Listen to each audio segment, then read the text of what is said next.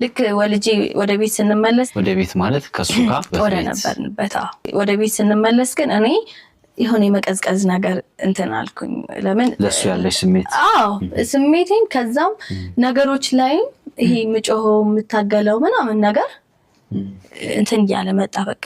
እሺ ማለት ጀመርኩ ማሳለፍ ምናምን ጀመርኩና እሱ ነገር ደግሞ ይበልጥ እሱን በጣም ልክ ነኝ ወደሚል ስሜት አመጣ ከዛ በቃ ልክ ያልሆኑ ነገሮች ወደ እጅ ማንሳት ምናምን ሲመጡ እና በቃ ከዚህ በላይ አሰብኩት የሆነ ብዙ ዋጋ ተከፍሎለታል ይሄ ህይወት ከምንም በላይ የአባቴ ክብር የቤተሰቤ ክብር ብዙ ነገር ያኔ የወሰድኩበት ኃላፊነት እድሜ ትክክለኛ ጊዜ አልነበረም በሰዓቱ ያን ሁሉ ዋጋ የከፈልኩለት ለዚህ ህይወት ከሆነ ነገ ምንድነው መጣበቀው ብቻህን ስትሆን አትሊስት የሆነ መንገድ የምትሄድበት የምትጋፈጥበት ብዙ ነገሮች ይኖራሉ ልጅ ሲኖር ግን ልጅ ስላለ ልጅን ስታሳድግ ያሳየ ማሳደግ ያለብክ ነገር ጥሩ ነገር እንጂ ጥሩ ያልሆነ ነገር እሱ ለሱ አሪያማ ይሆን ነገር ጭንቀትም ይሆን ነገር ለምን እና ልብስ ቡቲክ ምናምን ጀመርኩ እዛው ሂማንም ጎንደር ሸጥ ነበር ምናምን ሞካከራለሁ ግን ቤትህ ሰላም ካልሆንክ ውስጥህ ጤነኛ ካልሆነ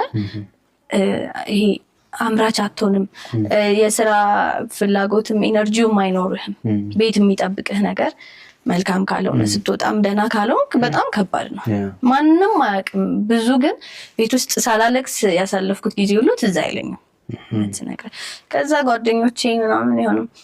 እኔ ትንሽ እንዴት ነው ሃይ ነው እንደዚህ ስትባል ይከብዳል አብረክ በጣም ረጅም ጊዜ አብረክ ጓደኛ ቆይተክ ምናምን ስለወለድኩኝ ቤት ስለነበርኩ ምናምን እኔ ሞር ትኩረቴ እዛ ጋር ስለነበር ትንሽ የመተው ነገር ምናምን ሲኖር ያው የሚበልጠው ምንም ጥያቄ የለውም እኔ የሚበልጥብኝ ልጄ ህይወቴ ትዳሬ ምናምን ነበር በሰዓቱ እና በቃ አለፈ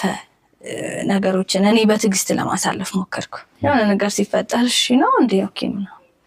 ከዛ በቃ ካቅሜ በላይ ሲሆን በቃ